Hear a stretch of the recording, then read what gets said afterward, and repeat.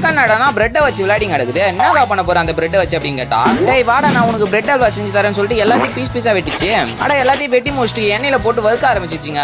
எல்லா பணியும் வறுத்துனே இருக்கும்போது பார்த்தா எங்க அக்கா கையில சூடு வச்சுக்கிச்சு. பின்ன சூடு போடாம என்ன பண்ணோம், என்னைக்குமே அடுப்பு பக்கம் வராது, இன்னைக்கு அடுப்பு பக்கம் வந்தா பின்ன எப்படி இருக்கும், கையில காலெல்லாம் சூடு வச்சுன்னு தான் போவோம்.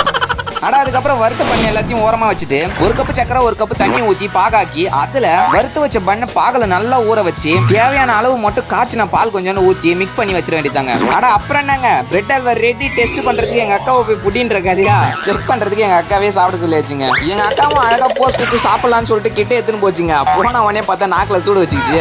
அதுக்கப்புறம் என்ன சாப்பிட்டு பார்த்துட்டு நல்லா இருக்குதுன்னு மட்டும் சொல்லிட்டு ஓடிச்சுங்க. வேற வழி இல்லை, நல்லா இருக்குன்னு மட்டும் தான் சொல்லணும். ஏன்னா அது செஞ்சுதாச்சு. நல்லா இல்லைன்னு சொன்னா அப்புறம் நம்ம தானே சிரிப்போம். அதுக்கப்புறம் நம்ம டெஸ்டிங் தான், நானும் சாப்பிட்டு பார்த்துங்க. பரவாயில்ல, நல்லா தான் செஞ்சிருக்கு.